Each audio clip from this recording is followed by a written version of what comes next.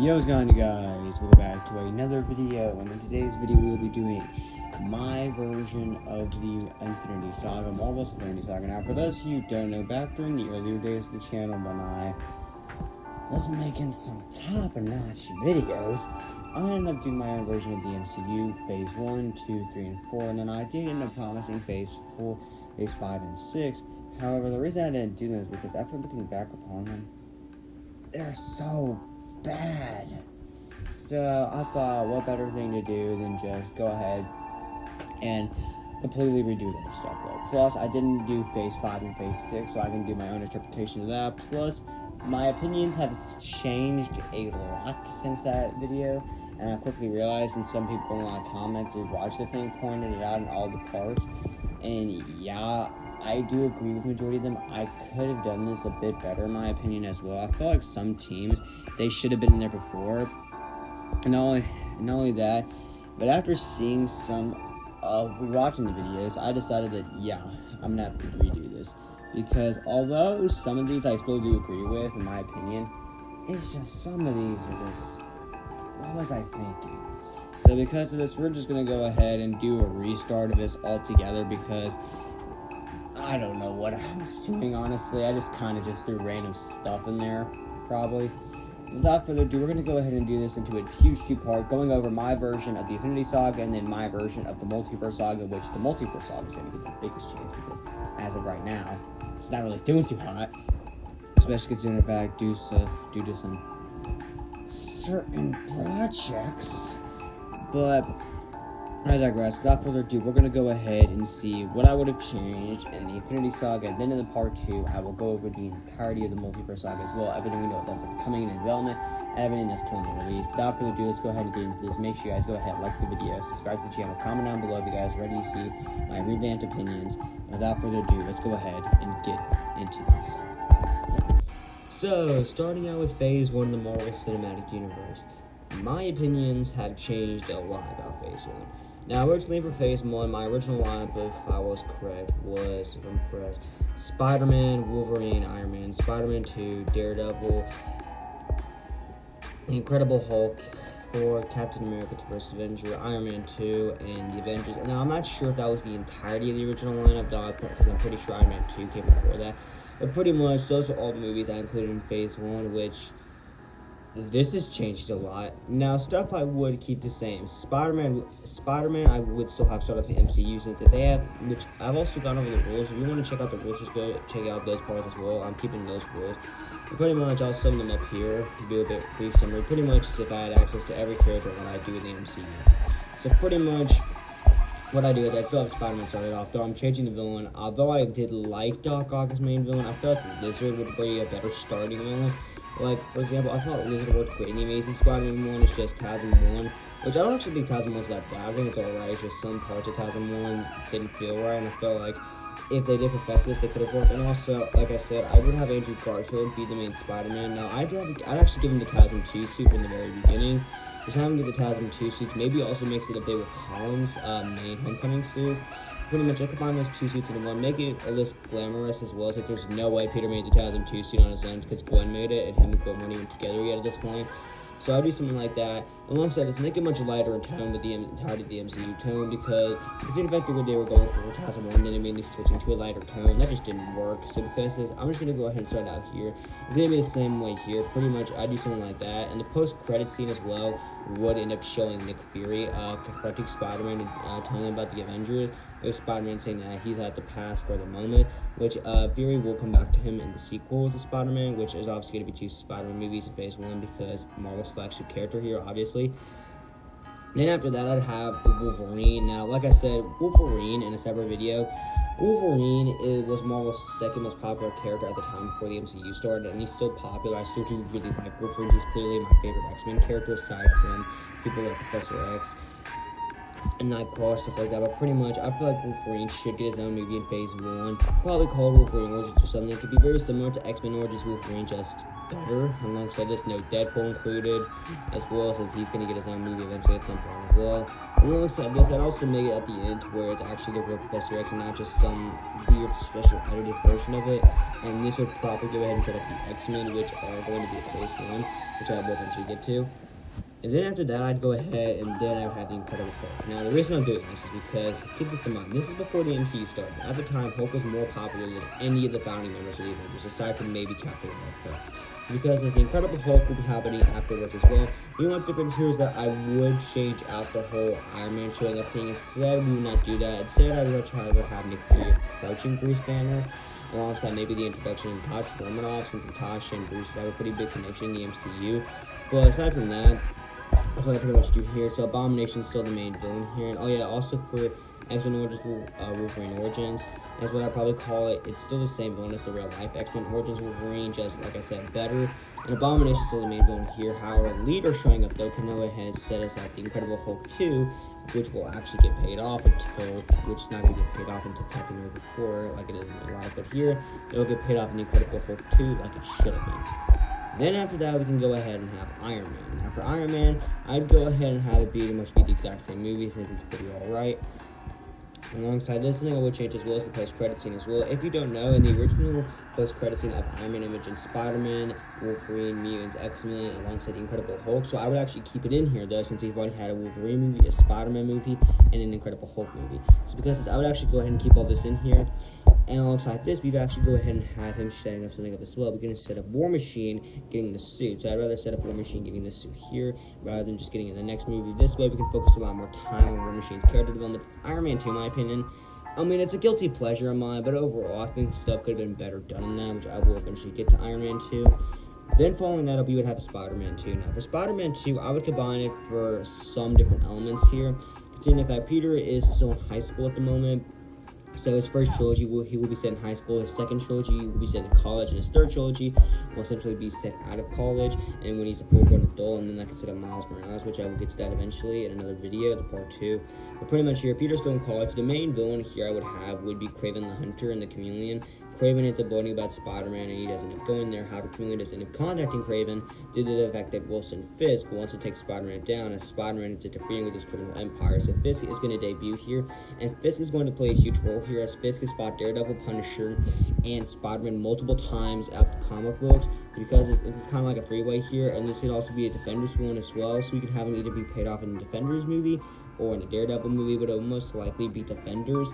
Alongside this, we would end up seeing Daredevil Matt Murdock introduced here, though he would only end up appearing as Matt Murdock. He wouldn't show up as Daredevil just yet until his own movie. Alongside this, Nick Fury would end up approaching Spider-Man once again about joining the Avengers, which Peter would hesitantly agree to. With Fury saying that's good. Alongside this, we end up finding out that he also ended up approaching Wolverine and Hulk as well, which Hulk did accept the invitation, though hesitantly as well. And Wolverine did also end up accepting the invitation, though he's also a bit hesitant as well, since they don't really know who Nick Fury is and what S.H.I.E.L.D. is at the moment. And we as an audience are getting to learn that, which will be followed up by a S.H.I.E.L.D. movie. So this S.H.I.E.L.D. movie will go ahead and introduce us to Nick Fury. This will pretty much introduce us to Nick Fury as well, get to a lot more to know him well. Learn a lot more about S.H.I.E.L.D., introduce Hawkeye, and get to more know Black Widow as well. Alongside this, I'm not really sure who the main villain could be here, but we could probably go ahead and have something like them finding out that Hydra's still alive. So they would end up finding out much earlier that Hydra is indeed still alive, and they would end up realizing they take him down. Alongside this, they would end up finding Cap S.H.I.E.L.D., which would lead us into Captain America: The First Avenger. Now, I'm going up popularity at the time as well. Now, I know I didn't do this with Iron Man, though. The reason I didn't do that with Iron Man is because the original post-credit scene was pretty much, at the time, like I said, Cap was the second most popular founding Avenger at the time, right beside Hulk. So because we're going to go ahead and have Captain America be positioned before here, and we end up seeing the post-credit scene that Hydra is indeed still alive, and we end up seeing that Bucky's still alive, and that they're planning to go after S.H.I.E.L.D., and they realize that S.H.I.E.L.D. just figured them out. However, S.H.I.E.L.D. is about to be thrown off its game with Hydra, as Loki is on his way, which will lead us into the Thor movie. So pretty much in this movie could just be the exact same thing, just a few changes here and there. The only difference is that the post-credit scene as well would show Loki meeting Thanos, with Thanos introducing himself. So Thanos is beginning to set up right here. So this is where we first introduce Thanos, and this is where we see Thanos preparing Loki to head to Earth for the first Avengers movie. Though Loki is going to be a lot more powerful here as well. If anything, I'd make him more like Steppenwolf from Zack Snyder's Justice League. Rather than being a joke, I would rather actually have Loki be an actual threat and an actually huge bad to take down, and he's not going to be easy to take down. So because Loki's going to be a lot more powerful in this version, I'm going to power him up a little bit. And you'll see what I mean, that there's a lot more heroes from the get-go. A lot of villains are going to have to get powered up here for obvious reasons, because if they're at the original power levels in the movies, it would kind of go ahead and get destroyed. So I'd much rather have them be a lot more significantly powered up. Now in solo movies, aside from certain team-ups here and there, they would mostly be the same. Their power level, for like the big Avengers team-ups, they're going to have to get huge power upgrades, obviously. Then after that, we go ahead and have the X-Men. So as you know, in Wolverine Origins, like I mentioned earlier, that would have properly set up the X-Men. And pretty much the roster I'm going for would be Wolverine, Angel, Beast, Nightcrawler, Kitty Pryde, Storm, Cyclops, Jean Grey, and Professor X alongside Iceman. So these would pretty much be the lineup I would go for. Maybe cut it down here or there, but pretty much that. Maybe cut out a few members here or there since it might be too big for the first movie. Specifically people like Iceman alongside Kitty Pryde and Nightcrawler, but pretty much those would be the members I would mostly go with, though those would be the 3 members I cut out if there were way too many members for the first movie, but that would pretty much be the lineup I'd go for, and the main villain here would be Magneto alongside the Brotherhood of Mutants. Alongside this, we could have the introduction of Quicksilver and Scarlet Witch here, starting them out as X-Men villains before they would eventually become heroes and join the Avengers. And they would be Magneto's children in this version, like the actual comics. So this way we can have a lot more stuff. Alongside this, we would end up seeing them being approached by Nick Fury at the end to also join the Avengers, thus showing that why I powered up Loki, since the Avengers in this version is going to be a lot more powerful than the actual, a lot more powerful and bigger than the actual real life one. Then following that up, we could go ahead and have Daredevil, the Man Without Fear. So this would pretty much still have Charlie Cox in the main role as Daredevil, and this could be a very similar version of Daredevil Season 1, just brought up into a movie with the origin story with him taking on Wilson Fisk. But the main villain here would actually be Bullseye. I wouldn't have him take on Fisk just yet. If anything, I'd say Fisk for the third movie and have Spider-Man, Punisher, and Daredevil all come together to take down Fisk, so I'd probably just do that. So the main villain here can go ahead and be Bullseye as we slowly build up to Wilson Fisk, as we see all corners of New York City being surrounded by Fisk and his goons. So now it's just Spider-Man dealing with this, but so are multiple other heroes. Alongside this, we end up seeing a post-credit scene showing Matt Murdock being approached by Nick Fury as well. Then following that up, we can go ahead and have Spider-Man 3. Now for Spider-Man 3, the main villain I would choose here would go ahead and be the Enforcers. Obscure Spider-Man villains have, I do think it's a really cool idea to bring some more obscure ones here, as more iconic and powerful villains will show up here as well. Although they would only be the minor antagonists here, though they'd be like the side villains. The main villain I would go here for is Electro. And alongside this, we would get the introduction of Black Cat here. So Black Cat would go ahead and have her introduction here, but she would start as a villain and she wouldn't become a hero just yet. But by the end of this, she would reconsider her evil ways and would think about turning good, as it turns out her father is dying and that she needs money, and that Fisk is offering her the money, and she is beginning to look at Fisk, almost thinking that, is he really going to provide me this money? Alongside this, we can go ahead and get introduced to Hammerhead alongside Tombstone here, as we slowly get a deeper look into New York's underground crime. Alongside this, Fury would end up approaching Spider-Man once again at the end of this movie, telling him that it's time to go and that a huge threat is coming to Earth. That being Loki, as he shows him a little file of Loki on his way to Earth, as he did end up detecting this, and he's beginning to gather up the Avengers. Alongside this, and after that, we have the Fantastic Four. So the Fantastic Four movie here, I'm not having Doctor Doom as the main villain. I'm sorry. Doctor Doom is too much of a big villain just to be restrained to a Fantastic Four movie. And if he is, have the Fantastic Four lose to him, since he's a big Marvel threat. And I'd have him and I won't just want to have him as a solo Fantastic Four movie villain. He should not just be a Fantastic Four villain, which I know he is in the comics, but he should also be a huge Avengers level threat to where a bunch of teams come together, because Doctor Doom is a great Marvel character and I think deserves his own movie as well, so than more of these other guys, Morbius, and Kraven the Hunter. But you get the point here though. Fox, when they owned Fantastic Four, just treated Doom so badly. They disrespected this powerful and popular supervillain that deserves his own movie, and they didn't give it to him, and they kept disrespecting him, especially in Fan4stick. And if y'all see my channel, y'all know that I don't like Fan4stick for obvious reasons. But pretty much here, Doctor Doom is not going to be the main villain of the Fantastic Four, at least for the first trilogy, since they will get 2 trilogies. If anything, I'm having him be the main villain of the 6th and final movie, and then have them lose to that, and then have him set up to be an Avengers level threat, because Doctor Doom overall should be an Avengers villain and not just a Fantastic Four villain. He's much bigger than that. So the main villain I would have personally here would be Mole Man, if not probably Super Skrull, but I'm just going to go with Mole Man here. He's a small villain, a good starter villain for the Fantastic Four to fight. So Mole Man will go ahead and be the main villain here, and pretty much at the end of this movie, the Fantastic Four will be approached by Nick Fury as well, with Nick Fury explaining their situation, and we would see Spider-Man, Daredevil, and Captain America all right there, with all of them being shocked to see these heroes. Then after that, we can go ahead and have Iron Man 2. Now, Iron Man 2 is going to pretty much show up War Machine as well. I see he would become War Machine. Alongside this, some stuff I would change about this as well.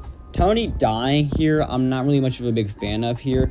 So instead, I just make it to where Tony is grown in ego being Iron Man. He's pretty much, his ego's grown a lot, and he thinks he's the greatest guy in the world. Despite the fact there are other heroes out there, he thinks he's the greatest superhero of all time. And that's Spider-Man, Daredevil, Wolverine, the X-Men, the Fantastic Four, Hulk, Thor, Captain America.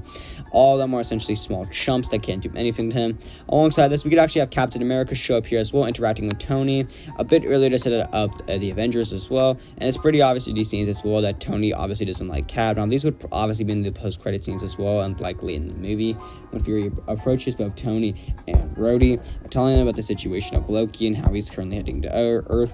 And it's because of this would end up setting up the Avengers a lot more. Also, Whiplash is the main villain. I'm mixed on him. Again, like I said, Iron Man 2 is sort of a guilty pleasure of mine, since I did watch it a lot growing up. It's just, he was not a good villain looking back on it. If anything, I'd change it up. If anything, I just wouldn't have him to be the main villain here. If anything, an idea that I actually do end up having here is that having Obadiah Stane's son be the main villain here, since he was the main villain of the first Iron Man movie. I just have Obadiah's sons be the main villain here. Now, the reason is because this is actually going to go out and actually happen in Ironheart, so I'd much rather just transfer it over to Iron Man 2.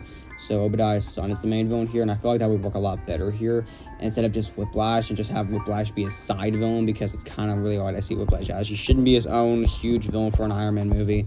He should have just been a side villain, that's really it. So Whiplash here is just going to be a side villain, and this would pretty much lead us into Avengers, with pretty much the Avengers lineup here being Spider-Man, Wolverine, Iron Man, War Machine, Captain America, Thor, Hulk, the Fantastic Four, the X-Men alongside Wolverine. So this is pretty much our Avengers line we have so far, alongside Hawkeye and Black Widow being included, which they were in the S.H.I.E.L.D. movie. And pretty much here, this would be building up as well as Loki would be the main villain here, just like the real life one. However, like I mentioned here, Loki is significantly more powered up, considering the fact he has a lot more villains here to deal with, heroes to deal with here. So because of this, with their Loki having to deal with a lot more heroes, he's a lot more powered up. I'd say he'd be powered up to Zack Snyder's Justice League Steppenwolf, and he would be a lot more serious to that extent. He wouldn't be joking or anything like that. Also, for Hulk as well, as we got to mention, I do like Mark Ruffalo as the Hulk, but personally, me, I would have just kept Edward Norton. Like, his Hulk overall, in my opinion, was a lot more, well, Hulk-like than the comic books. He was a lot more like the Hulk. He was a lot more ferocious, a lot more powerful. And personally, when we look back on it, while I do like Ruffalo's Hulk in Avengers and Avengers Age of Ultron, and as well as in Thor Ragnarok, compared to what he's recently got, I just feel bad for him, and I feel like Edward Norton would be a much better idea. So this way, Hulk can stay serious throughout the entire cinematic universe, and we can actually have a serious Hulk movies, continue to get a Hulk franchise, an entire trilogy. Plus, this Hulk would be much more powerful as well, much more of a powerhouse. So because we have a much more powerful Hulk here, a lot more heroes, especially some heavy hitters like Wolverine, Spider-Man as well. You know, Daredevil, all of them are here as well. Pretty much, this is why Loki is significantly more powered up here. And pretty much here, Loki would end up coming to Earth, as well as Fury did end up warning the Avengers a lot earlier, telling them to keep on high alert out of the situation at hand. Loki would still come in with the Mind Stone, take the Space Stone, and he would manage to escape. However, Fury would end up contacting the Avengers. Thus, because the Spider-Man and Daredevil wouldn't be any good, this is their first time interaction with the two of them knowing about each other and having respect for each other. as at this point Peter is at high school and he's now in his early college days, which also something I forgot to mention for the Spider-Man trilogy as well. The main love interest in that first trilogy is going to be Gwen Stacy, not Mary Jane Watson. Though there's a bit of a love triangle similar to Spectacular Spider-Man as well. So we're pulling from all kinds of streams of Spider-Man media. Alongside this, we end up seeing Iron Man and War Machine arrive alongside Captain America, where we see Iron Man and Captain America almost immediately clash. We end up seeing Bruce Banner and Thor arrive alongside the Fantastic Four and the X-Men. So pretty much all of them arrive, and Nick Fury, Black Widow, and Hawkeye explaining the situation about Loki and how powerful a threat he is. And pretty much Loki would cause a disturbance somewhere nearby, trying to get the Avengers' attention, as he does know about them. He wants to take them out immediately, and because this way he thinks if he gets them all out the way now, he can go ahead and just fight the floor with all the other heroes easily that are in this universe, which we haven't been introduced to yet, and get all the stones easily. That's because all the Avengers do go there, though. I have all the Avengers go here first, and pretty much all the Avengers here, it's pretty obvious that some of them do know how to work as a team, like the X-Men and the Fantastic Four, obviously, but those who haven't worked in a team before, such as Spider-Man, Daredevil, Captain America, Thor, that's pretty obvious that they're obviously struggling here. So they're obviously struggling. Iron Man, War Machine, so all of them are obviously struggling here, aside for the Fantastic Four and X-Men. And even then, the Fantastic Four and X-Men are struggling to help them lead on how to work together as a team, since they all are struggling. And some of the Avengers would get pissed off, as well as especially the Hulk, almost fight the Thing. But they would manage to go ahead and get control of Loki, and thus Loki is now going to be put in S.H.I.E.L.D. headquarters. However, unfortunately for them, Loki has mind controlled some of the goons there.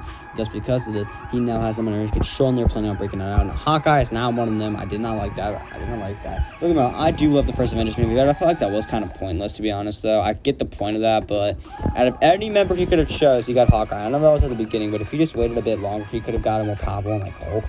So I'm changing that up as well, which I will eventually get to that as well. But pretty much, the Avengers will be clashing alongside the X-Men, the Fantastic Four, Spider-Man, Daredevil. All of them would pretty much be clashing here. And this would eventually lead to Loki's goons essentially coming in there, bursting Loki out. However, right before Loki does manage to escape, he does end up hypnotizing the Hulk. And thus, because of this, rather than getting him hypnotizing Hawkeye and just waiting till Hawkeye, they're showing up in the second act for him to become a good guy and help the Avengers. This way, I'd actually have Hulk do it. This way, he's a lot more powerful and a lot more damage can be caused, and it's a lot more significant. Instead of just Hawkeye just kind of being there, helping, breaking out Loki, getting him something, and then getting knocked down and turning into a hero. Kind of lame in my opinion. It's because instead, I just go ahead and have Hulk just be mind control, and he would end up going down to New York and would begin to cause damage, collateral damage like tomorrow, and we begin to go crazy there. The Avengers, Fantastic Four, and X-Men would all end up going down there. Spider-Man, Iron Man, Captain America, War Machine, Thor, and Daredevil would beat them all there, trying to calm Bruce down. However, he would not be calming down. Black Widow, Hawkeye, the Fantastic Four, and the X-Men would all eventually arrive, and they would manage to all get control of Hulk, and he would manage to turn back into Bruce Banner. However, Bruce is also pissed as well, as Loki didn't have mind controlling him, and he sees all the damage it's caused. Not only does he feel bad, but he's pissed.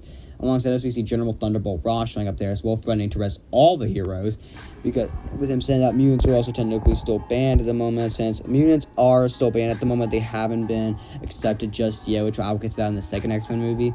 But pretty much he does end up threatening them all. However, Fury does end up coming in, telling Ross to stand down, and that Loki did end up doing this. In fact, Fury ends up explaining the situation to Ross, and Ross actually does listen and agrees to help them, since Loki is indeed coming, which they end up seeing the portal in the sky, and they end up seeing that Loki's army, the Chitauri, have arrived.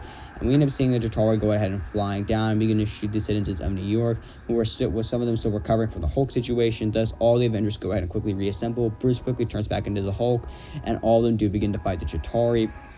It's a huge intense battle with the military helping the Avengers alongside the police. Alongside this, we end up seeing a few cameos here and there, such as Foggy Nelson, Pepper Potts, Gwen Stacy, Harry Osborn, Norman Osborn, and Oscorp. Alongside this, we end up seeing Wilson Fisk. So we end up seeing a few cameos here and there as they all end up defending New York, the Avengers, and eventually they do manage to. Hulk does eventually go out there. However, this time when Hulk ends up beating Loki, it is going to be a lot more brutal. It's not going to be campy and fun. This time, Hulk is going to be a lot more brutal. He's going to throw Loki down through floors, punch him, and throw him through buildings as well. And he will throw him back into a Stark Tower, knocking him out completely, with Loki obviously badly damaged, with him having broken bones here, showing how brutal Hulk is, because everyone knows Hulk was pretty brutal. And we end up seeing Iron Man taking the nuke up still. Alongside this, War Machine would end up helping Tony here, and thus the two of them would end up getting knocked down and falling through the portal. However, Hulk, Spider-Man, and the Fantastic Four would end up saving him. As Fantastic Four members helping, being Mr.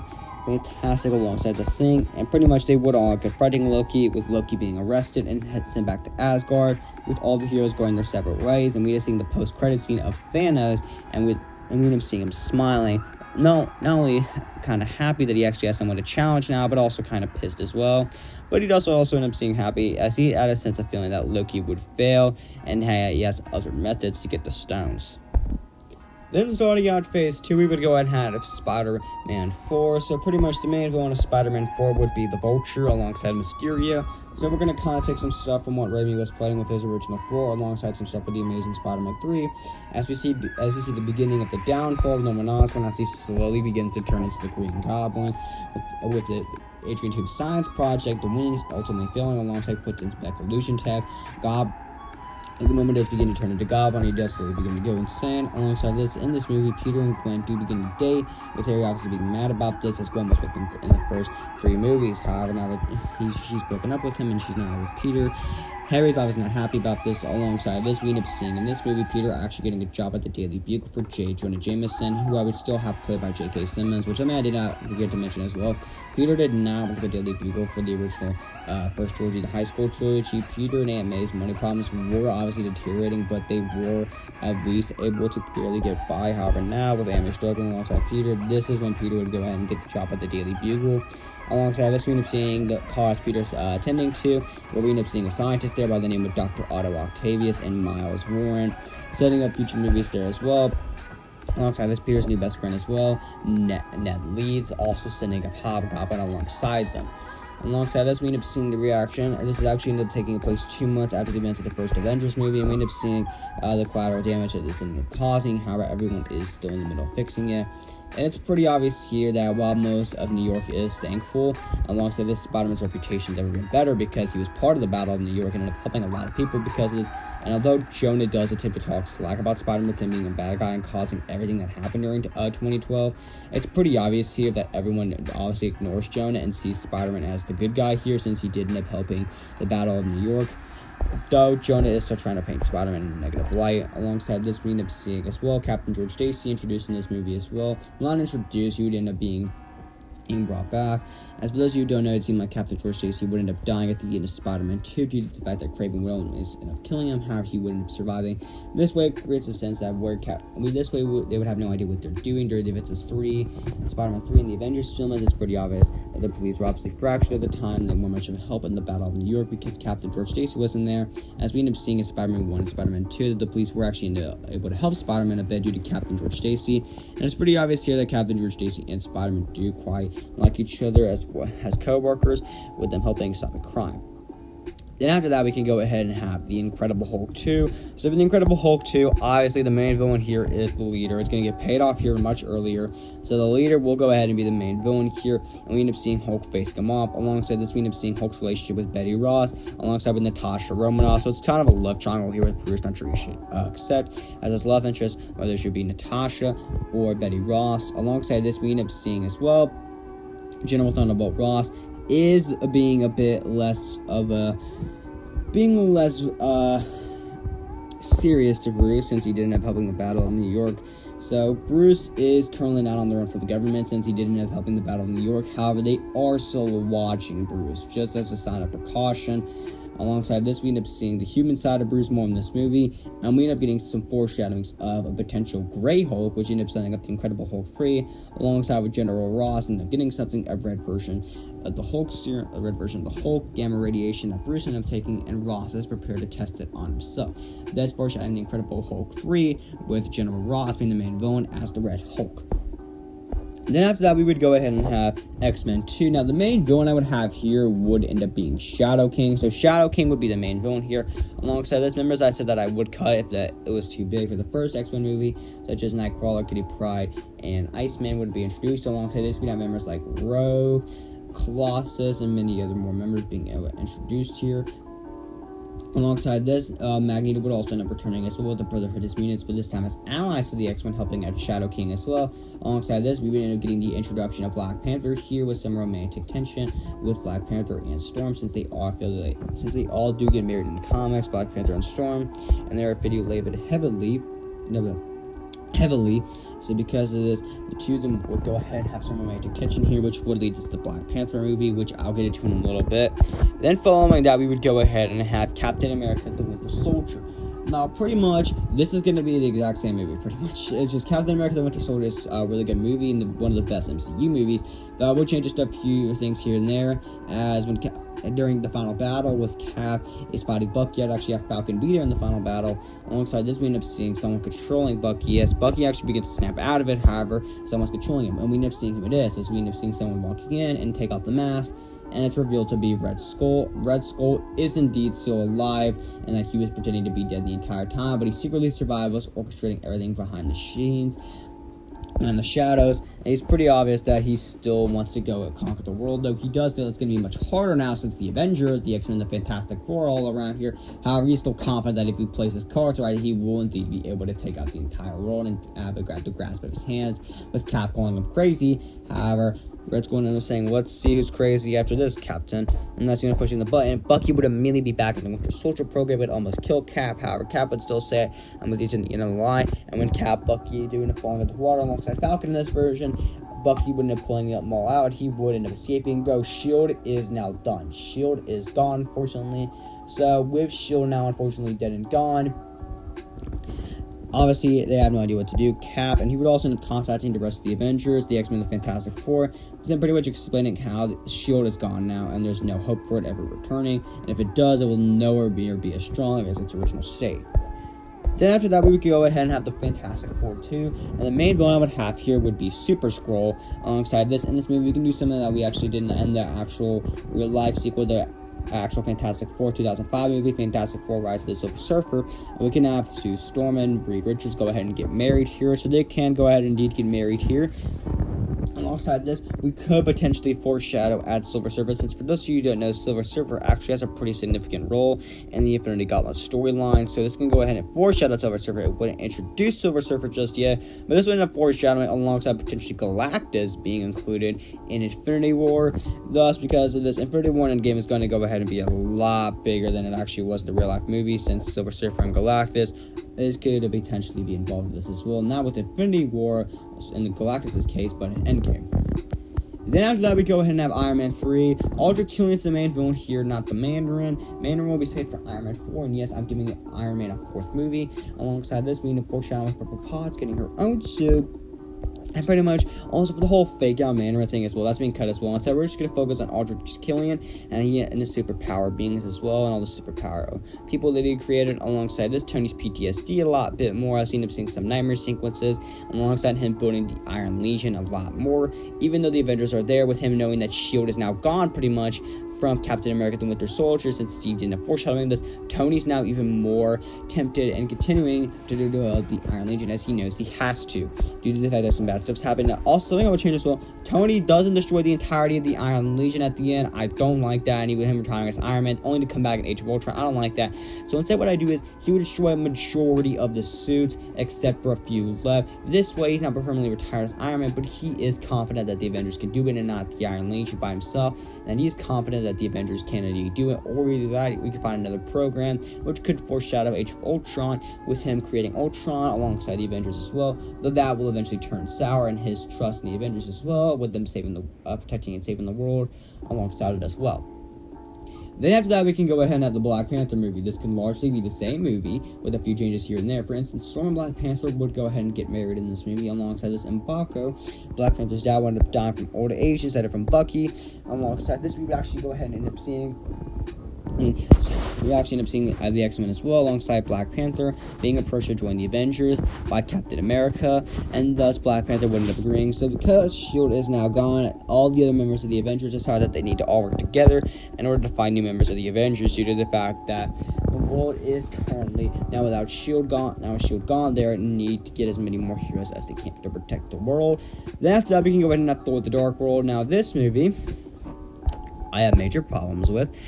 No, the main reason I have problems with The Dark World, some stuff I did like, is just, Malekith is a terrible villain. Why Malekith? Out of all choices you could have you chose Malekith. I'm not saying Malekith's a bad villain, no, far from it. I'm just saying, he's boring. Like, I don't know what to say, he's boring. Like, I'm sorry, he's just boring to me. If anything, I'd actually just go ahead and have I actually go ahead and have Gore be the main villain here. Now, as y'all know, if you've seen Thor: Love and Thunder as well, which that's even worse than Thor: The Dark World, the real life one.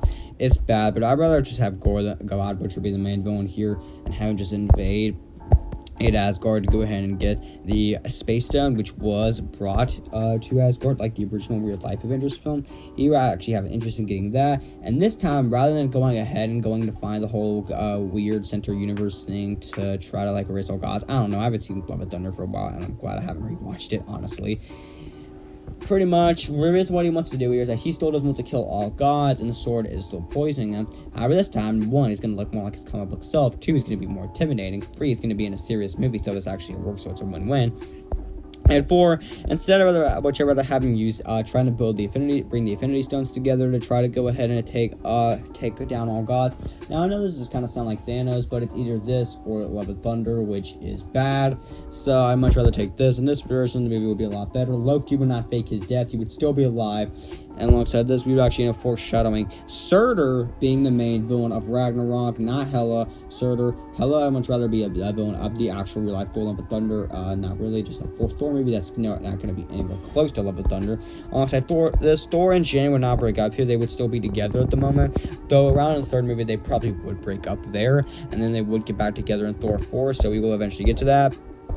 Alongside this, we could also end up having some foreshadows of Hercules as well, so we can potentially show up alongside Sid, but pretty much I just save Hercules for the real life Thor 5 that was actually going to happen. I'd probably just save him for my Thor 5 as well, if we do get a Thor 5 in this version, or my multiverse saga, because I haven't completely decided yet. But yeah, pretty much Thor: The Dark World is going to be a lot better. If anything, I'd just title it Thor: The God Butcher, or Thor the God Killer, something like that. It's pretty much better title, much better story.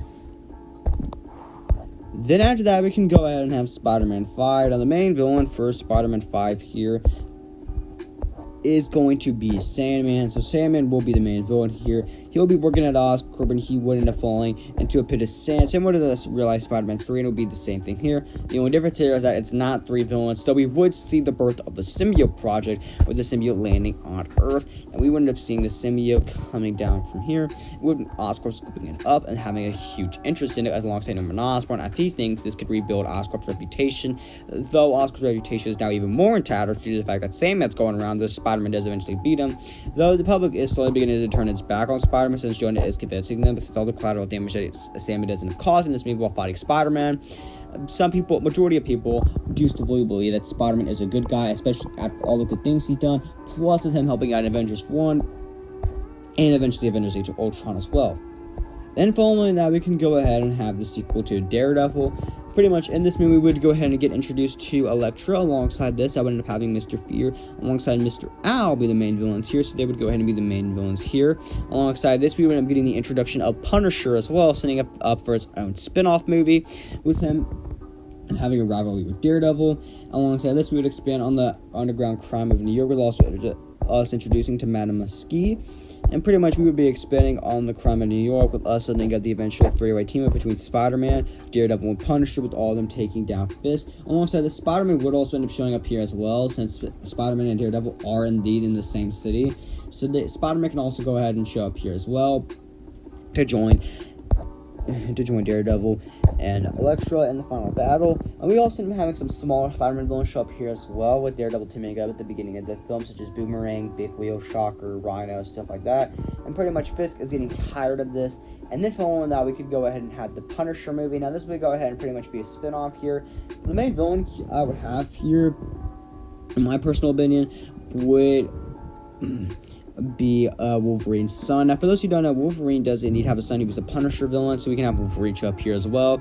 And which we do end up finding out that Wolverine did indeed have a son, though he, with his wife, like I said, again, it's X-Men Origins Wolverine in Phase 1, just a lot better, and without Deadpool. But pretty much after his girlfriend or wife or whatever, I can't remember, ended up dying or whatever, his son was left alone, and thus he did become a Punisher villain, with Punisher ultimately forced to kill him, with Wolverine not sure what to do, which will lead us into the second Wolverine movie, since after X-Men 2, Wolverine ended up going a separate ways for the X-Men to go find his son, as he does know his son's still alive, and thus he would end up going to find him, only to see that his son's far too gone, and thus he would team up with Punisher to kill him, even though Wolverine is deeply saddened. Then after that, we can go ahead and have Guardians of the Galaxy. Now, this team I would mostly be the same. However, I'm adding a specific member as well. Adam Warlock. I'm adding Adam Warlock here, and his head is going to have the Soul Stone. So pretty much here, Adam Warlock is going to have the Soul Stone. It's not going to be located on Vormir or anything. With Red Skull, no, we're not doing that. Plus, we can't even do that since Red Skull is still on Earth. So because of this, we're going to go ahead and have Adam Warlock here instead be a part of the Guardians. And the Guardians are going to be much more powerful in this version as well because we have Adam Warlock as well. Alongside this, I'd actually have Nebula be a part of the team for the very beginning as well. So the Guardians in their first movie would be a lot more powerful than they were in Guardians of the Galaxy Volume 1 and 2. Even though they still don't have Mantis part of the team just yet, they do have Adam Warlock, which is a huge powerhouse.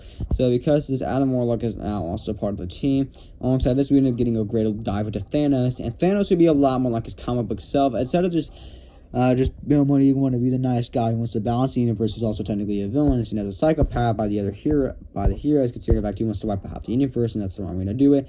He's actually going to be a lot more serious here and a lot more of a threat. And we actually end up seeing Ronan fail in this version. He does end up dying, and he actually goes to Thanos, and Thanos just kills him right there and easily wipes the floor with him. That's showing us how powerful Thanos is, with him straight up getting the Power Stone and grabbing with him, saying that he would handle this himself and walking off, thus foreshadowing that Thanos has begun his quest for the Infinity Stone. So Thanos is going to begin it much, much earlier. Thanos is much more powerful.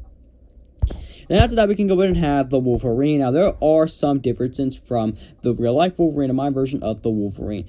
For instance, here, Jean Grey is obviously not dead. She's still alive, and she won't be dying just yet. She will eventually die, and we'll get the Dark Phoenix storyline. However, we're not going to get to that just yet. And pretty much here, this would be the trauma of rather his son dying, and with him having to get over that. And this pretty much just be the real life of the Wolverine, just with a few differences and a lot better. Also, and I forgot to mention as well is that the Fantastic Four, the X-Men, and Wolverine would all wear their classic costumes, since the Fox didn't really like that for some reason. I don't know why, but pretty much here, Wolverine would still wear his classic yellow and black costume, yellow and blue. The X-Men would end up wearing their yellow and blue suits. Alongside this, the Fantastic Four would end up having their regular suits with the four on them, since for some reason they didn't like that in Fan-Forstic, and they didn't want that, which I don't get why. That's kind of weird. The Fantastic for art, but okay, do what you want. Marvel still got the rights back. And pretty much here, I just go ahead and still have the four symbols on there. And pretty much a post-credit scene here would have been with him seeing robots going around a city, destroying places, and destroying a lot of things, with them killing a lot of people, setting up Avengers Age of Ultron. Then following that, we do go ahead and have Avengers Age of Ultron. Now, pretty much, Ultron's still the main villain here. However, he's significantly powered up here. Alongside this, something I would change here as well is that rather than just wanting to go ahead and like pretend like he's saving the world by getting rid of the Avengers, pretty much here I'm changing something as well. He straight up just wants to kill the Avengers. Like, he straight up just wants to kill the Avengers. Like, pretty much he straight up just wants to kill the Avengers and wants to take over the entire world, get rid of all humans. Like, he's straight up gonna admit that he wants to go ahead, kill every human on Earth, and it's just gonna show how powerful he truly is. Alongside this, we're actually going to be showing how powerful he is, as in this version, an Avenger is going to die to show how powerful Ultron truly is. That Avenger being Black Widow. So Black Widow is going to get killed off here. Now, I know this is extremely controversial, and some of you are probably not going to like this, but this is meant to show truly how powerful Ultron is in this version, as Ultron is significantly powered up here, since a lot more heroes as well. Alongside this, this is where I would also have Jean Grey die here as well, which would set up X-Men Dark Phoenix, which I will get to that in Phase 3. So pretty much, Ultron is going to kill a few people here. Alongside this, but actually have him kill Angel as well, and this could potentially set up Archangel as well for X-Men Apocalypse. So it's pretty obvious here that Ultron will be killing a few heroes here and there, pretty much showing how powerful he is. Alongside this, Scarlet Witch and Quicksilver would end up joining the Avengers in this movie, with Quicksilver joining the X-Men and Scarlet Witch joining the Avengers. As I feel that would be much cooler, though, since Quicksilver was part of the real-life X-Men in the X-Men movies, though he was part of the Avengers. He was shortly killed off, and Wanda was part of the Avengers for a longer time, so we'll just do that. Alongside this, we could still have Vision show up here as well. Falcon would also end up coming up here as well, alongside Pepper and her new Iron Man suit, which we did foreshadow in Iron Man 3. Alongside this, Black Cat, I did forget to mention in Spider-Man 5 as well, she would have a character arc as well as in 4. She would have her character arc, and she would become a human ally to Spider-Man, so she would end up joining the Avengers alongside them. So Black Cat would also end up joining the Avengers alongside this, so would Punisher alongside Black Panther. So pretty much all of them would end up working together, and they would all manage to go ahead and take down Ultron, though with the casualty of 3 heroes, unfortunately. Alongside this, after that, we would go ahead and have a post-credit scene showing Thanos as he actually does end up getting the Infinity Gauntlet with him putting the Power Stone on it, with him saying that he's ready to go take down everyone who stands in his way. That's showing us that Thanos is ready to go. Then after that, we can go ahead and have a few movies after Avengers Age of Ultron and ending Phase 2 off. So the first movie I'd have here is Ant-Man. This can largely be the same thing, just with a few things changed here and there. Specifically with Yellow Jacket, I have it be changed a bit, since I thought he was a pretty mediocre villain, so we changed a few things about him as well. Alongside this, we would end up seeing a post-credit scene with him being approached by the Avengers, specifically Cap's side of the team, setting up Civil War as well, which is going to be a bit different to the real-life Civil War, which you'll see what I mean in a second.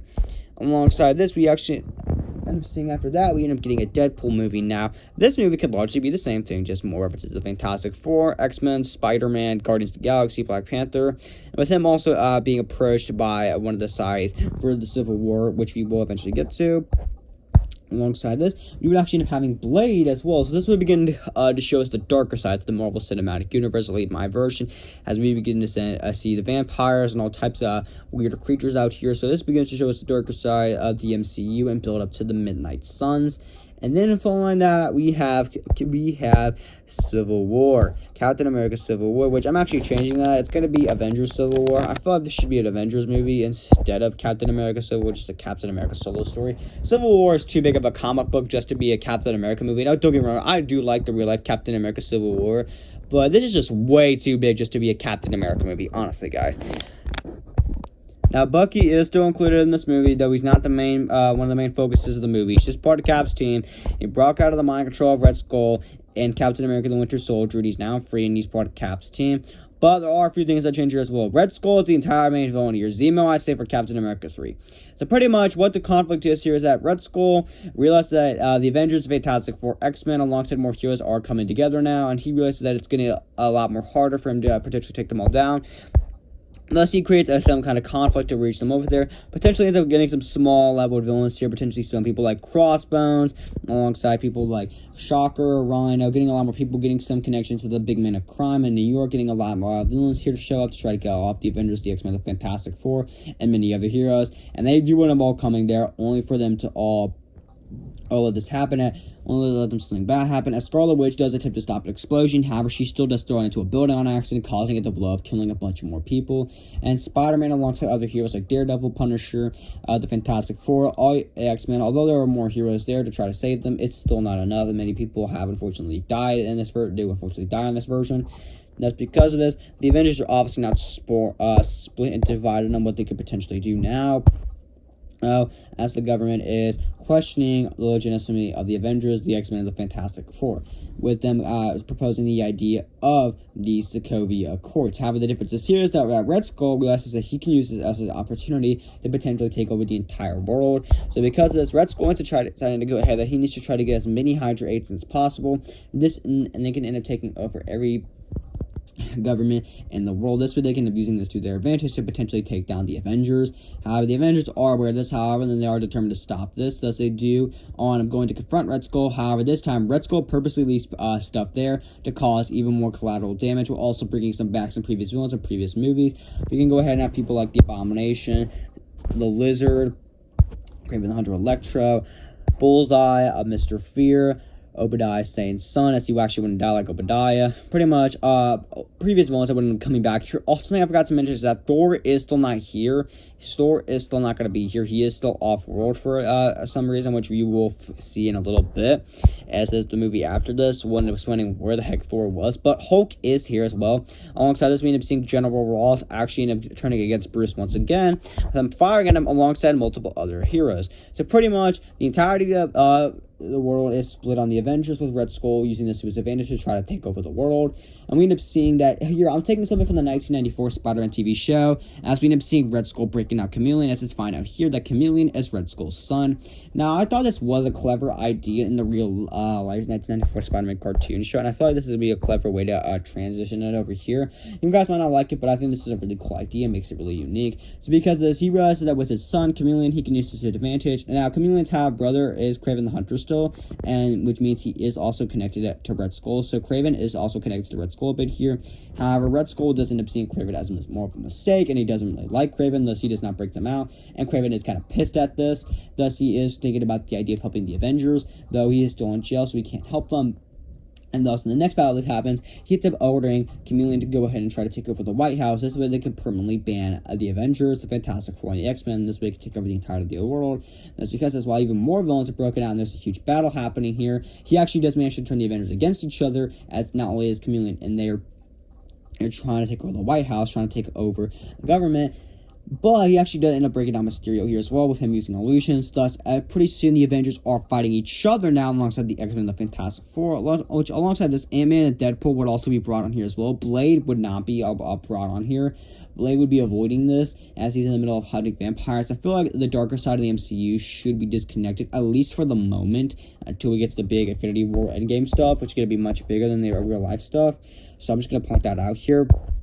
And pretty much, the Avengers do end up fighting each other now, and we end up seeing Chameleon end up successfully taking over the White House. That's because of this, he ends up now realizing that he can use this to his advantage, and thus they end up perfectly banning the Avengers, and this ends up working a lot better now for the villains, as the Avengers did end up causing a lot of collateral damage during their fight. Thus, Red Skull and Chameleon do end up having huge advantage now, and Hydra does begin to grow in size. However, Cap does end up realizing what's going on, and he realizes that he's going to have to go in there and stop this from happening.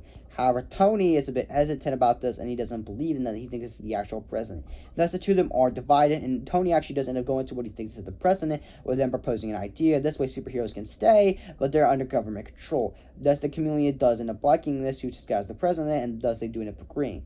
Thus, because of this, the Superhero Registration Act is still formed. However, this time it's going to be much more significant throughout this phase, as every superhero movie we're going to be referencing this. Some superhero movies in references, such as, for example, Doctor Strange. This wasn't really referenced. Guardians of the Galaxy and Thor Ragnarok, obviously. Spider-Man Homecoming was kind of referenced, but not really. Black Panther also kind of not really, and as well as Ant-Man and the Wasp. Wasn't really used that significantly that much, in my opinion. So every movie, aside from a few exceptions, is going to reference the Superhero Registration Act here, pretty much. So this will have a greater focus, and we would end up seeing a Cap potentially confronting Chameleon, saying that he knows it's him and Red Skull, and thus Tony does also end up bribing there as well, thinking that Cap is pretty much attacking the president, with Cap having a team and Tony have a team, and this is pretty much the final battle. So the final battle would end up taking place around here. It is revealed that Chameleon did indeed do this. However, there's no proof of this, so Chameleon is going to stay at power over the White House for a while alongside Red Skull until Cap can prove them wrong, and Tony still does fully believe that's the president alongside some of these heroes. Now, Spider-Man would initially be on Tony's side, however, in the midway through the battle, he would turn to Cap's side, as he would end up seeing Chameleon. He would try to capture Chameleon and bring him to the police. However, Captain George Stacy and the police would end up not believing him. Thus, Spider-Man is almost put to jail. However, he does barely manage to escape alongside Black Cat. And thus, the movie would end with all the heroes being divided, the Avengers being divided, with all of them being separate. The X-Men and the Fantastic Four, still part of their teams, are still connected. However, Deadpool still does go his own way alongside a few other heroes. And thus, the world is now questioning the legitimacy of superheroes, as Chameleon, who's still acting like the president, is pretty much laughing at this as he's working behind the scenes alongside with some big men of crime in New York, as Chameleon and Red Skull now have a lot of strings to work with. Then after that, we can go ahead and have the third Captain America movie, which I would actually have called Captain America 3 New World Order.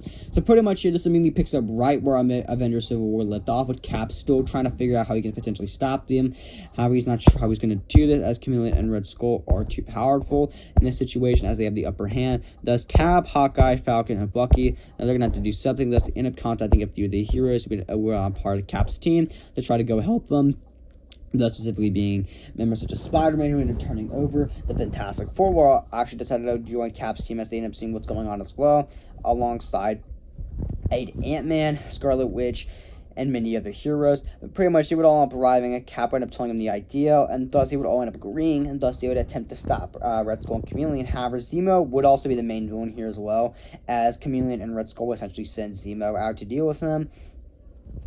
So Zemo will pretty much be handling the Avengers here, manipulating them to fight each other here as well, Cap's team. But in the end, however, they would manage to go ahead and beat him. However, unfortunately for them, Red Skull and Chameleon have retreated. However, Chameleon is still acting like the president, with him manipulating people around the scenes, and he actually does end up ordering General Thunderbolt Ross to go after the Incredible Hulk, and thus Ross does end up taking the red gamma radiation, with us setting up the Incredible Hulk 3, with this movie being Bruce Banner versus General Ross. Alongside this, in this movie, we go ahead and get introduced to Jennifer Walters, setting up She-Hulk. However, she won't become She-Hulk just yet. Alongside this, we end up seeing And Betty Ross's relationship with Bruce growing as well, since Bruce ended up choosing her, since Natasha did unfortunately die in this version.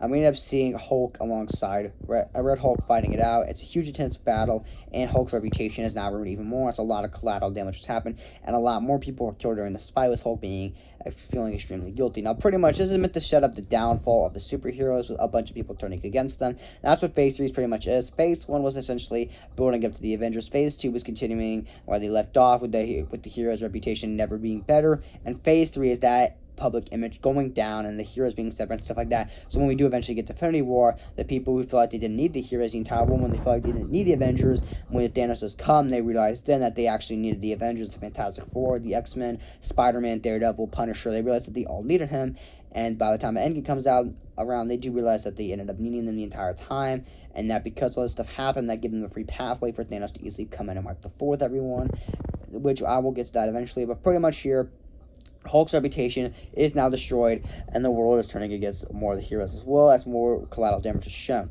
which doesn't help matters when Spider-Man 6 comes around. And in this movie, Peter does get the symbiote. So because this, Peter's going to be a lot more brutal in fights, and a lot less pretty much a lot less focused on saving as many people as he can. Alongside this, the main villain here was not going to be Venom just yet. The main villain here will be Green Goblin. So yes, Goblin is the main villain here. Norman Osborn's transformation of the Goblin is finally complete. The downfall began in Spider-Man 4 and 5. It continued in 5, and we're now at 6, where Norman finally becomes the Green Goblin. And Goblin is realizing that he can use this to his advantage, as the public's image of superheroes is now going down, and Jonah is able to use this to his advantage to ruin Spider-Man's reputation even more, especially now that Peter has the symbiote. So Spider-Man's public image is now in the dirt, pretty much, alongside Black Cat, since she was also part of the Avengers for a bit, and she did join Cap's team. Pretty much here, the two of them do end up teaming up to try to take down Goblin. However, unfortunately for Peter, Gwen does end up getting caught in the crossfire. Goblin does capture, and we do get the iconic Brooklyn Bridge scene with Spider-Man trying to save her with the symbiote. However, even with the symbiote, he can't save her, and thus Gwen does unfortunately die, and Peter, being pissed and mad, begins to brutally beat down on Goblin without mercy, and he does almost kill Goblin. However, Felicia does end up pulling Peter back, and thus Peter ends up realizing what he did, and thus he ended up crying, and he would end up thinking about giving up the role of Spider-Man. However, he knows he can't, as he needs to continue it. However, it's pretty obvious how they considering is. Alongside this, Harry would be pissed off at Spider-Man and begin to hate him as well, since Gwen Stacy, the woman he loved, is now dead alongside his father. And that's because of this, Harry now resents Spider-Man as well, and although Peter's putting a rock in a hard place, he knows he can't quit being Spider-Man even at this point in the game. Though Peter is highly considering it, and Felicia can tell, with Felicia being the only one convincing him to continue to put on the mask. And it's pretty obvious here that there is romantic tension here as well, so this will begin the relationship as well. Not in a relationship just yet, but this is a foreshadowing of a future relationship with Peter and Felicia. Then after that, we have Iron Man 4. The main villain here will be the Mandarin. Now, like I said, Tony is on the side of the government. He did convince the government to create the Superhero Registration Act. So because of this, the government did end up agreeing to this, specifically Chameleon and Red Skull, which, again, Tony still doesn't know that they're in the White House, controlling stuff from behind the scenes just yet. And thus, because of this, we do end up seeing Tony taking on the Mandarin here alongside the introduction of Shang-Chi. However, Shang-Chi would, being a post-credit scene here, as Mandarin would actually end up beating Tony in this movie, and he would manage to get away, which would lead it to Shang-Chi and the Legend of the Ten Rings, with Iron Man, War Machine, alongside Pepper, all teaming up to go ahead and take down the Mandarin alongside Shang-Chi, where he would get the power of the Ten Rings, and thus Mandarin would finally be defeated, and Shang-Chi would be offered to join the Avengers under the Superhero Registration Act, which Shang-Chi would agree to. Then following that, we would go ahead and have Thor Ragnarok, which, like I said, the main villain here is going to be Surtur the entire time. So this will pretty much go ahead and be the downfall and the destruction of Asgard. As with Surtur finally being here, Ragnarok has begun, and that's because the Surtur would end up destroying Asgard at the end of this movie. However, the difference is here is that Odin does actually end up living here alongside Thor's mom. They're not going to be killed off until the next trilogy alongside Loki, so they will be around for Infinity War and Endgame. However, Thor and Jane would still split up by the end of this movie. However, Valkyrie would still be introduced here as well, with Odin being the one to convince her to come back to Asgard alongside Thor, alongside Korg. However, in the end, they would actually end up meeting with the Guardians of the Galaxy here, with the Guardians obviously being on the run for someone, that being Thanos, which we would end up getting the Guardians of the Galaxy Volume 2, essentially explaining to us what happened and how they ended up getting there. And we do end up seeing the introduction of Mantis as well, joining the Guardians. However, the most important thing that matters here is that this one I'm leading up into a previous movie, Thor Ragnarok, and how they did a meeting up, and this one is setting up Thanos as he arrives at the ship at the end with him confronting all of them. Then after that, we have Doctor Strange. Now, this can largely go ahead and be the same movie. However, the difference is here is that the Sokovia Accords are going to be referenced here. Like I said, the Sokovia Accords will be mentioned in all of these, since the Sokovia Accords in this version is going to matter a lot more, and thus we end up seeing a divide. Now, while some superheroes are still active and some of them are there in hiding at the moment, pretty much some heroes are acting under the Sokovia Accords, some aren't and still active, and some are just not really that active at all, barely doing anything, and some just aren't active at all. Yes, because of this, we end up seeing.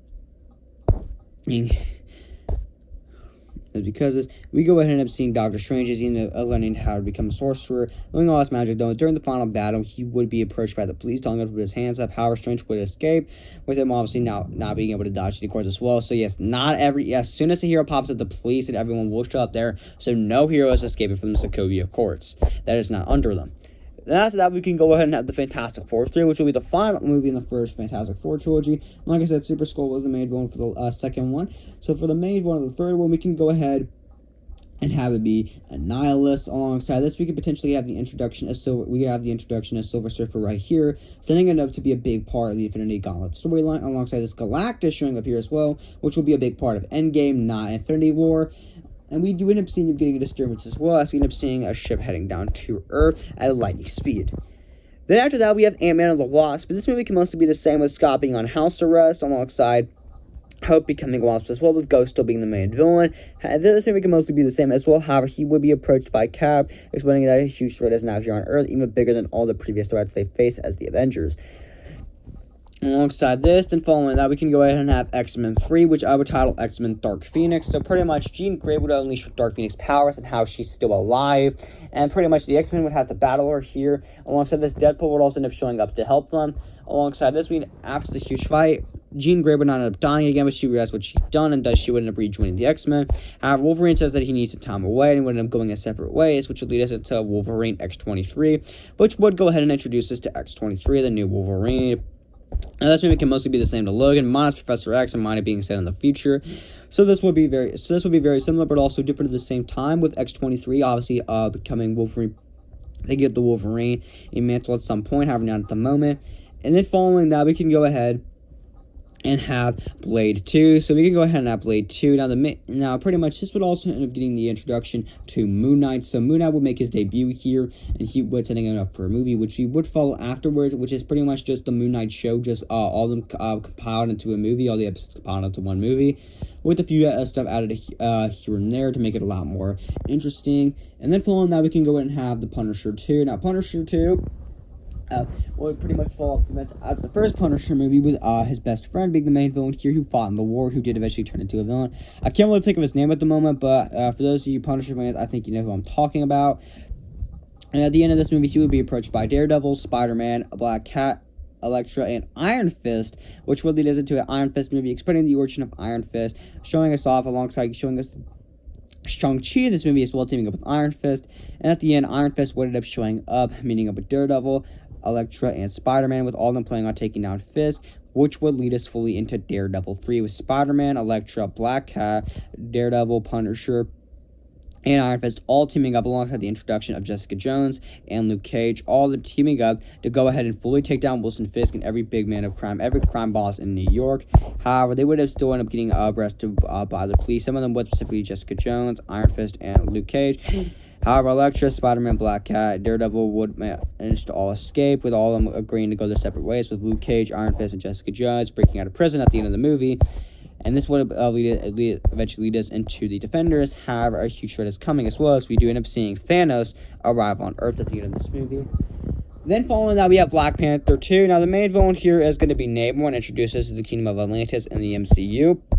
Alongside this, we end up seeing Storm actually pregnant with T'Challa's baby, which also I forgot to mention as well. Storm would not be in X-Men 3 for this very reason, since she is pregnant with T'Challa's baby. Alongside this, Black Panther is siding with Red Skull and Chameleon, who he thinks is the president, Chameleon specifically, at the White House with the Sokovia Accords. So that's Wakanda's left out of it. And Namor does ultimately come in here at the end. So this is pretty much just Namor versus Black Panther, the original plot for Black Panther 2.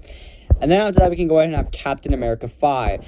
Captain America 4, my bad, Captain America 4. And pretty much, this would finally expose Chameleon and Red Skull, with Spider-Man also returning here as well to take down Chameleon fully once and for all as well. However, Peter still does have the symbiote on. I forgot to mention that, since this is going to be his main suit in the wild, like it was in the comic books. So it's his main suit for Spider-Man 6, his appearance in Daredevil 3. Alongside his appearance in this movie, Infinity War and Endgame, alongside a few appearances before Spider-Man 7. And then Spider-Man 7 would be his main suit, but he would eventually rip it off, and Venom would show up in that movie. Then following that, with the public not figuring out who that Red Skull did, some of them are still divided on whether they should accept these heroes back or not. And with the real president still toying around with actually still keeping the Sokovia courts. And then following that, we actually would have Deadpool 2. This can largely be the same thing. However, Deadpool would end up realizing that Thanos is indeed fully on Earth, as Thanos would end up approaching Deadpool, which is going to fully lead us into Avengers Infinity War. So Avengers Infinity War here will be much bigger. First, Silver Surfer is involved. Alongside this, we're going to be seeing Galactus head to Earth. However, this won't play significant until Avengers Endgame. But pretty much here we have, of course, the Avengers, the X-Men, the Fantastic Four, the not yet formed Defenders, but every member is indeed here. Blade, Moon Knight, Deadpool, Wolverine, Spider-Man, Daredevil, Punisher.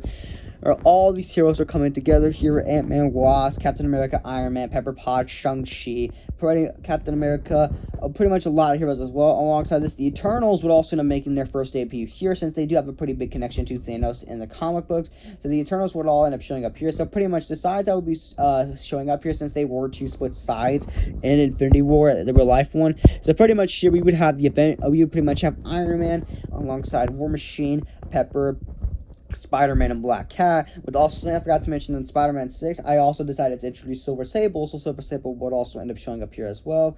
The X-Men will also end up showing up here as well, with Wolverine and X-23, alongside Deadpool, Moon Knight, and Daredevil. So all of them would have heading up to space, meaning up with the Guardians of the Galaxy. And then following that, back on Earth with Captain America inside with the Fantastic Four alongside the Eternals. And they would all end up teaming up here as well. They would head to Wakanda, and Doctor Strange would also still go with Tony as well. But pretty much here, the person who would end up dying on the Guardians would actually be Adam Warlock instead of Gamora, since Thanos would pull the Soul Stone out of Adam Warlock, though Gamora is still devastated by what Thanos did, since they still have the father-daughter relationship as Nebula. Alongside this, we do going to get introduced to the Nova Corps as well in this movie, as they were also introducing as well, with them meeting up, with the Nova Corps being split up, some of them meeting with Captain America and Wakanda, while some of them meeting with Tony in space, since Thanos did come invade there. Since Asgard did transport the Space Stone to them and their evacuation. Alongside this, Thanos would still go get the Reality Stone, and pretty much he would still have a huge battle on Titan. This time would be even more bigger. However, ultimately in the end, he would still win and get the Time Stone. Now on Earth, he would still have a much harder time, since a lot more heroes are there. Alongside this, Odin and his wife, Thor's mother, alongside Loki, which is not going to die here, alongside Silver Surfer, and many other heroes are there, alongside part of the Nova Corps and the Eternals. So Thanos does have a much harder time there. However, in the end, he still does manage to get the Mind Stone from Vision, and he does manage to snap his fingers, even after Thor attempts to stop him. And pretty much here, this will end up setting up the post-credit scene as Galactus doesn't get snapped away, and he's fully almost there at Earth, and he's ready to go ahead and take down Thanos, to take anyone down there, and to take it over. Then following that, we can go ahead and have a few films in between here, though. Now, this is going to be the hardest to do, since there wasn't really a point to do this, though. However, we will be having a few films in between here. First up, we can go ahead and have the Nova movie. So this Nova movie would pretty much fully explore the Nova Corps, and we can end up seeing the full aftermath of everything that ended up happening in this post-snapped world. So we can go ahead and see everything that's happened. It's pretty obvious the world is obviously distraught and obviously heavily broken. Heavily broken. Sorry about that, but pretty much it's heavily broken, and it's pretty obvious the world's obviously in a huge divide, so alongside the galaxy as well, and we end up seeing the Nova Corps trying to put it back into order, with them meeting up with Captain Marvel, who got called by Nick Fury, which leads us into a Captain Marvel movie. This pretty much be mostly the same thing. There wouldn't be much more to what the tone of Captain Marvel 2 seems to be. Alongside this, I still want to introduce Miss Marvel as well. However, we would still introduce Monica Rambeau as young as well. And then following that as well, we can go ahead and have a Ghost Rider movie. This would pretty much show us Ghost Rider is a huge Marvel powerhouse, so this would go ahead and show us off here as well. as we have two big powerhouses on the way, alongside with more of the Nova Corps as well. And finally, in between these films as well, I would also have the Defenders. So the Defenders would also end up happening here as well, alongside a Namor movie, which I'll get to both of them in a second. But the Defenders movie would pretty much focus on Tombstone being the main villain. Since Fisk is in jail, Tombstone thinks he can use his opportunity to try to take over New York. And Spider-Man and Black Cat and Silver Sable would also be a part of the Defenders as well, which had Daredevil, Elektra, Punisher, Iron Fist, Jessica Jones, Luke Cage, Spider-Man, Black Cat, and Silver Sable. That's the entire lineup here. But pretty much all of them pretty much work together, and they do manage to take down Tombstone, with him being approached by Tony at the end, saying that he's got an idea. And alongside this, we have the Namor movie as well, exploring Namor's backstory and a lot more about Atlantis in the MCU. And this would fully lead us all into Avengers Endgame. Now, Endgame in this version is going to be much, much bigger. So, as you know, Galactus is on his way to Earth, and with all of them planning this. Now, for the whole time travel thing, I'm actually changing things up a bit. Rather than Scott Lang being stuck in the quantum realm when she wasn't here, the difference is here so that all the remaining heroes, such as the remaining X-Men members, half of the Fantastic Four, being Reed Richards and Sue Storm, as Johnny Blaze and The Thing, and them getting erased. Half of the X-Men are unfortunately snapped away. Alongside this, we also end up seeing some other heroes being snapped away. So half the Guardians are snapped away, with one of them being killed. So pretty much the remaining heroes, and I'm all grouping up though, alongside the remaining Eternals and the remaining Nova Corps, and all of them agree to work together to go ahead and take on Thanos, with them meeting up with the remaining Nova Corps as well. Ghost Rider, Captain Marvel, and the Defender, the new Defenders, alongside Namor. So all of them can do all end up meeting up though. And something I forgot to mention, Namor would not be in a game alongside Ghost Rider and Captain Marvel, obviously. But pretty much all of them would go ahead and meet up though, and they would all go to take down Thanos. However, Thanos would be waiting for them there actually, as he knew that this was coming, and that he knows he's going to have to take down these final few heroes. So pretty much with this, they do go ahead and get the Time Stone from this, alongside with the Space Stone, and thus they end up using this to travel back in space and time. This way they can go back and get the stones that way. Thus, that's their plan. It's so much simpler here. So they do go back in time, manage to go ahead and get all the stones, and they do end up arriving back present day. However, Thanos and his armies followed them, and thus they're not waiting there. However, this time when they bring back every hero, I'm talking every hero, except for Angel, which we'll get to in a second. But pretty much Black Widow would be brought back alongside this. We'd have Vision, Adam Warlock brought back, so pretty much all of them would end up coming back, and they would all be back and ready to go, except for Angel, like I said, which I will get to in a second, which obviously X-Men Apocalypse, which I will get to in a second, like I said, as Archangel, and we end up seeing all of them team up, and they do manage to take down Thanos. However, there are actually going to be three big deaths here. So the first big death here is going to be Wolverine. Wolverine will end up dying, which the other thing I've also got to mention, Wolverine would also show up in the first Captain America movie as a little small cameo. But pretty much Wolverine would end up dying here, unfortunately. This would be the first big death, trying to fight back Thanos. Number 2 would be Captain America. Unfortunately, he would also end up dying as well, fighting Thanos. And number 3 would also end up being Iron Man. Iron Man would also, unfortunately, meet his end here as well. So Iron Man would unfortunately die here as well. Alongside this, Galactus would also be part of this final battle as well. Alongside this as well, so because we could also actually throw another death in here, and that death that I'm actually going to be throwing in here is Loki. So Loki would actually end up sacrificing himself in the final battle here with Thor, Odin, and Thor's mom obviously being extremely saddened by this. That's because the 4 big deaths here are Loki, Iron Man, Captain America, Wolverine. So these are the 4 big deaths here, unfortunately. Now, I was toying around with the idea of Spider-Man, but like I said, I can't do that just yet, as I do have more plans for Spider-Man. I was also toying around with the idea of Hulk. However, Hulk still has many more villains to fight, like Absorbing Man, Jennifer Walters is not even She-Hulk yet. So because this Hulk's not unfortunately down for the count, neither is Thor. And Hawkeye, I feel like, wow, Hawkeye's a good idea. I feel like I want to be as cool. And Black Widow literally just got revived, so there's also that. And pretty much those will be the big deaths here. But we would actually end up having 3 films after Avengers Endgame, as Galactus would also end up dying alongside Thanos, and though Silver Surfer would survive. So first up would be a Silver Surfer movie. This would pretty much explore what Silver Surfer does afterwards, or what he's going to do now, since Galactus is dead alongside Thanos. And then following that, we can go ahead and have a X-23 Wolverine movie. So this will be her first movie in her trilogy, and this will pretty much show her fully taking over the Wolverine mantle. Similar in style to Spider-Man Far From Home, but not as comedic. It could be a lot more serious. And then following that up to end off the the Infinity Saga would be X-Men Apocalypse, with Apocalypse being the main villain here, Angel being brought back to life as Archangel, but he would manage to turn back to the X-Men, and all of them would manage to go ahead and take down Apocalypse with the X-Men, all of them being managed to reform, with Deadpool also officially joining as well alongside X-23, with them having a memorial for Wolverine at the end.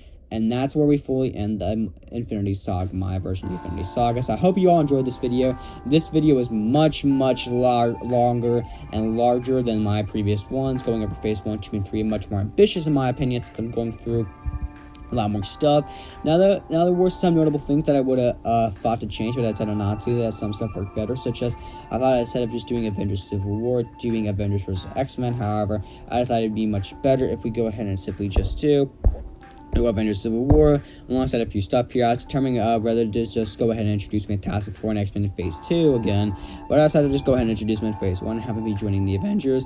Since also something as well I had to do as well was power up a lot of villains for obvious reasons, such as Thanos. Galactus was done in the Endgame as well for obvious reasons, since there were far more heroes in there. The Nova Corps, the Defenders, Avengers, Fantastic Four, X-Men, the Eternals. Pretty much there were way too much heroes in there, so I had to power up many villains. Alongside this, Loki being powered up in the first Avengers, Ultron being powered up, Red Skull causing the conflict in Avengers Civil War alongside the Chameleon. So yeah, but let me know what you guys thought of this in the comment section down below. Like the video, subscribe to the channel, and I'll see you all in the next one.